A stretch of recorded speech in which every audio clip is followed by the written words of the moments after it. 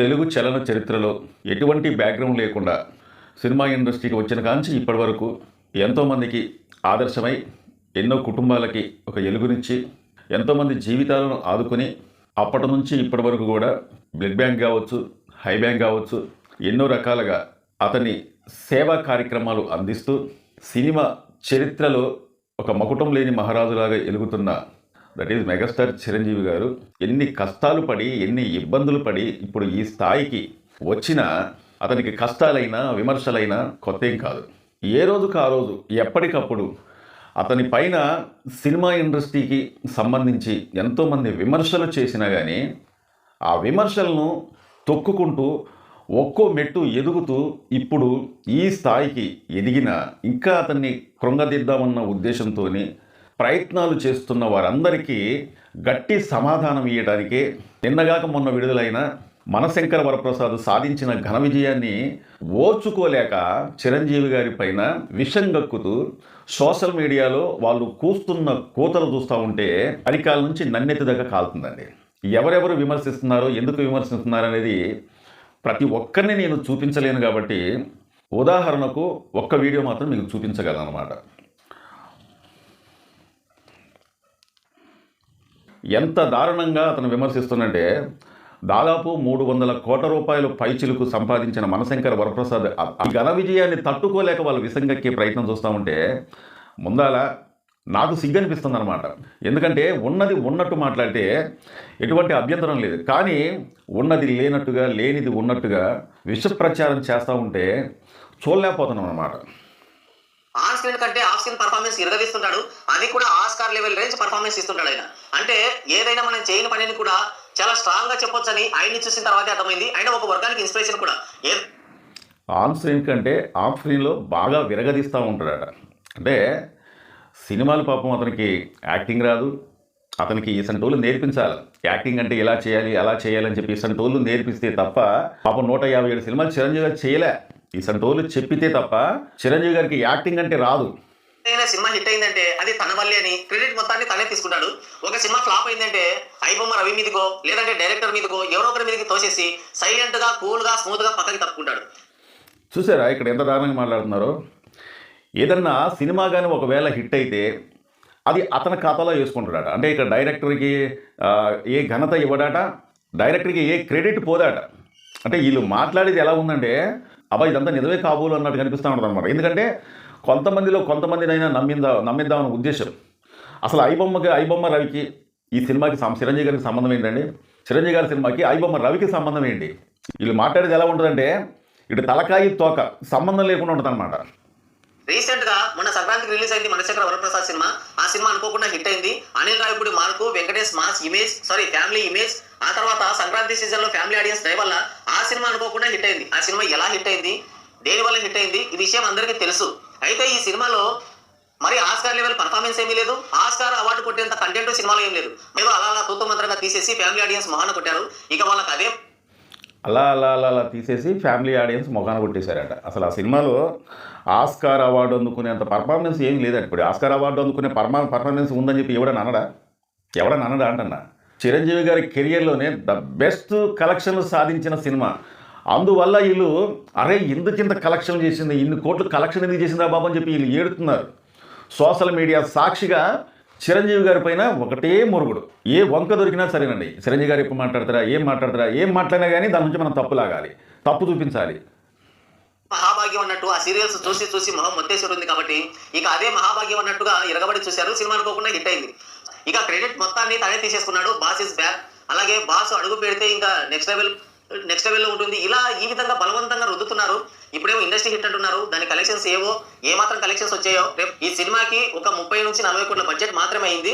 అసలు cinema మనశంకర Varaprasad cinema credit అనేది చిరంజీవి గారే తీసుకుంటున్నట్టుగా, అంటే నేను ఉండటం వల్లే ఆ సినిమా అంత బ్లాక్ బస్టర్ హిట్ అయిందని చెప్పి ఎక్కడైనా ప్రకటించిండండి.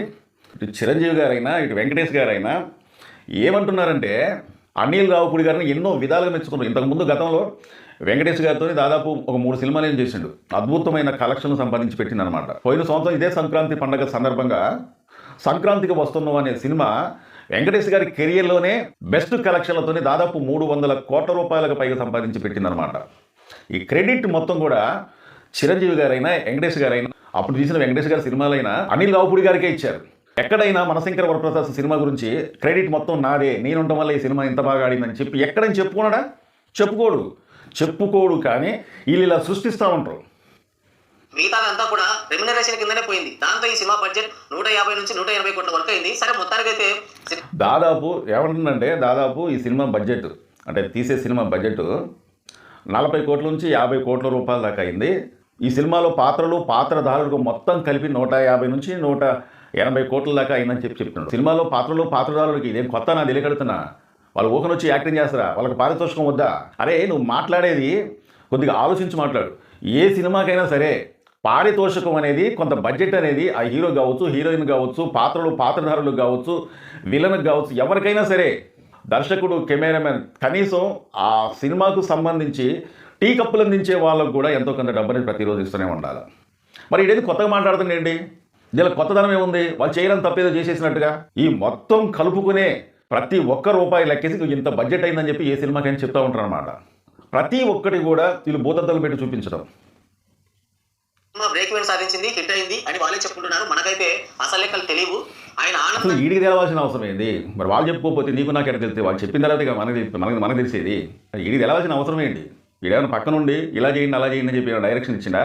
వాళ్ళే చెప్పి ఏ సినిమాకైనా కానీ మాది హిట్ అయిందో ఫ్లాప్ అయిందో, ఇంత కలెక్షన్లు వచ్చినాయో, లేకపోతే యావరేజ్ ఆడింది, లేకపోతే అసలు రాలేదు, లేదా కలెక్షన్ రాలేదు, పెద్ద బ్లాక్ బస్టర్ హిట్ అయింది, కొన్ని 100 కోట్ల రూపాయలు సంపాదించిన వాళ్ళు చెప్పకపోతే ఇంకెవరు చెప్తారు? ఏమో మాకు తెలియదు వాడ. ఇది తెలవాల్సిన అవసరం లేదు. వాళ్ళు చెప్తేగా వీళ్ళు తెలిసేది. అవధులు లేకుండా పోతున్నాయి, పట్టపగ్గాలు లేకుండా పోతున్నాయి. క్రెడిట్ మొత్తం తన ఖాతాలోనే వేసుకుంటున్నాడు. సినిమా రిలీజ్ కంటే ముందు అది అనిల్ రావిపూడి సినిమా, ఆ తర్వాత సినిమా రిలీజ్ దగ్గర పడుతున్న టైంలో అది వెంకటేష్ సినిమా. సినిమా రిలీజ్ తర్వాత మాత్రం వాళ్ళిద్దరిని పక్కకు తప్పించి క్రెడిట్ మొత్తం ఈయనే తీసుకుంటున్నాడు. ఏ పోస్టర్లో కూడా వెంకటేష్ ఎక్కడా కనిపించడం లేదు. నీ బొందా సినిమా తీసేటప్పుడట అనిల్ రావిపూడి గారి సినిమా అట, సినిమా రిలీజ్ అవ్వకముందట వెంకటేష్ గారి సినిమా అట, సినిమా రిలీజ్ అయిన తర్వాత అది బ్లాక్ బస్టర్ హిట్ అయింది కాబట్టి అతని ఖాతాలో వేసుకున్నాను. అతని ఖాతాలో వేసుకునేది ఏముందిరా నాయన? అతని ఖాతాలో ఒకవేళ వేసుకున్నట్లయితే దాదాపు 180 కోట్ల రూపాయల నుంచి 280 కోట్ల రూపాయల కారు అనేది గిఫ్ట్గా ఎందుకు ఇస్తారా నాయన? అసలు ఈడ అర్థం చేసుకోవాల్సింది ఏంటంటే అక్కడ డైరెక్ట్ది ఈ సినిమా ఇంత హిట్ అవ్వడానికి అతను పడ్డ కష్టానికి ఫలితంగా ఈరోజు ఇంత బ్లాక్ బస్టర్ హిట్ అయిందన్న ఉద్దేశంతో కారు గిఫ్ట్ ఇస్తే ఇవి చిరంజీవి గారి ఖాతాలో ఏం వేసుకున్నారా? అసలు ఏ సినిమా అయినా సరే ఒక బ్లాక్ బస్టర్ హిట్ అయిందంటే ఆ ఘనత మొత్తం, ఆ క్రెడిట్ మొత్తం డైరెక్ట్గా ఇచ్చేస్తారు. ఇప్పుడు బాహుబలి ఉంది, బాహుబలి అంత బ్లాక్ బస్టర్ హిట్ అయింది, బాహుబలి 2 ప్రపంచవ్యాప్తంగా ఎన్నో రికార్డులు సృష్టించింది, పుష్ప ఉంది, పుష్ప 2 ఉంది, ఎన్ని రికార్డులు సృష్టించిందనే సంగతి ప్రతి ఒక్కరికి తెలుసు. మరి ఆ క్రెడిట్ అనేది ఎవరికి వెళ్ళింది? బాహుబలి క్రెడిట్ అనేది రాజమౌళి గారికి వెళ్తే పుష్ప 2 క్రెడిట్ అనేది సుకుమార్ గారికి వెళ్ళింది. ఇక్కడ హీరోలు ఏం తీసుకోలే, కానీ వాళ్ళు పాన్ ఇండియా లెవెల్లోకి వెళ్ళారు అంతే. ఇక్కడ చిరంజీవి కాదు ఏ హీరో అయినా సరే ఆ క్రెడిట్ అనేది ఖచ్చితంగా డైరెక్ట్లకి ఇచ్చేస్తారు. పిచ్చిమోహం తెలుసుకోవాలి, తెలుసుకొని మాట్లాడు చిరంజీవి గారి గురించి. క్రెడిట్ మొత్తం తన ఖాతాలోనే వేసుకున్నాడు. సరే ఆయన హీరోగా చేశాడు అని వాళ్ళు భ్రమలో ఉన్నారు. 50% వెంకటేష్ ఇమేజ్ ఉంది, అలాగే 40% అనిల్ రావిపూడి మార్క్ ఉంది. మిగతా 10% మాత్రమే చిరంజీవి గారి స్టామినా, చిరంజీవి గారి పర్ఫార్మెన్స్, చిరంజీవి గారి స్టార్డమ్ పనిచేసింది. ఇక్కడ ఏ విధంగా విమర్శిస్తున్నారు చూడండి. విమర్శించడానికి కూడా ఒక హద్దు పద్దు అనేది ఉండాలి. 10% మాత్రమే ఇక్కడ చిరంజీవి గారి స్టామినా అనేది ఉపయోగపడింది అన్నట్టు మాట్లాడుతున్నారు అనమాట. అంటే ఎంత తగ్గించి మాట, ఆ 10% మాత్రం ఎందుకు ఆయన విష ప్రచారం చల్లేదేదో ఎట్లా మీరు చల్లుతూనే ఉన్నారు. ఆ 10% కూడా తీసేయండి. చిరంజీవి గారు ఏ మాత్రం ఎటువంటి పాత్ర లేదు, చిరంజీవి గారు ఈ సినిమాలో ఉన్నా కానీ లేనట్టే అని చెప్పి విమర్శించండి, విష ప్రచారం చేయండి. వాల్తేరు వీరయ్య సినిమా ఒకటి, అందులో రవితేజ ఉండడం వల్ల ఆ సినిమా మల్టీ స్టార్ సినిమా అయిపోయి ఆ సినిమా ఒకటి గట్టున పడింది. అంటే ఆ సినిమా వాల్తేరు వీరయ్య రవితేజ గారు ఉండటం వల్లే అప్పుడు కూడా ఆ సినిమా కూడా బ్లాక్ బస్టర్ హిట్ అయినారు. పాపం చిరంజీవి గారు సింగిల్గా నటించిన సినిమా ఏది కూడా ఇంతవరకు పాపం బ్లాక్ బస్టర్ హిట్ అవ్వలేదు. ఎవరో ఒకరు హీరోని తీసుకొచ్చుకొని తలించుకుంటే తప్ప ఇంకా వీళ్ళ ఉద్దేశం ఈ సినిమా కూడా హిట్ అయింది అన్నట్టుగా మాట్లాడుతున్నారు అనమాట. సిగ్గుండాలి కొద్దిగా మాట్లాడేటప్పుడు, సిగ్గు, బుద్ధి, జ్ఞానం, లజ్జ, సీము, నెత్తురు, మన అన్నం తింటున్నా గడ్డి తింటున్నా అనేది కూడా ఆలోచించుకోవాలి. ఎందుకంటే అతను సృష్టించిన రికార్డులు మరి నీకు తెలుసో తెలియదో నాకే తెలియదు, కానీ నాకు తెలిసినంత వరకు నువ్వు అతను సినిమా ఇండస్ట్రీకి వచ్చినప్పుడు నీకు లాగేసుకోవడం కూడా చేత కాదు. ఆ ముడ్డికి లాగేసుకోవడం కూడా నీకు చేత కాకపోవచ్చు. అతను నువ్వు లాగు వేసుకోవడం చేతగాని టైంలోనే అతను రికార్డు సృష్టించాడు. పిచ్చి పిచ్చి కోతలు కూస్తూ, పిచ్చి పిచ్చి మాటలతోని పిచ్చి పిచ్చిగా విమర్శించి ఎవరినో నమ్మిద్దాం, ఎవరినో కించపరుద్దాం, ఈ రికార్డు ఒక రికార్డు కాదు, ఇది బ్లాక్ బస్టర్ సినిమే కాదు అని ఎన్ని కోతలు కూసినా సూర్యుడి మీద, ఆకాశం మీద ఉమ్మేద్దామని అనుకుంటే ఖచ్చితంగా తిరిగి మళ్ళీ మీ మొక్కనే పడింది అనమాట. చాలా మంది మా వీడియో చూస్తున్నారు కానీ సబ్స్క్రైబ్ చేసుకోకుండా చూస్తున్నారంటే దయచేసి మీరు మమ్మల్ని సబ్స్క్రైబ్ చేసుకుంటే మమ్మల్ని ఎంకరేజ్ చేసేందుకు ఈ వీడియోపై ఒక లైక్ చేయండి, మీ అమూల్యమైన కామెంట్ తెలుపుతారని చెప్పి కోరుకుంటూ మా వీడియో నచ్చితే సబ్స్క్రైబ్ చేసుకోండి. మరో మంచి వీడియోతో మళ్ళీ మీ ముందుకు వస్తా. Thank you.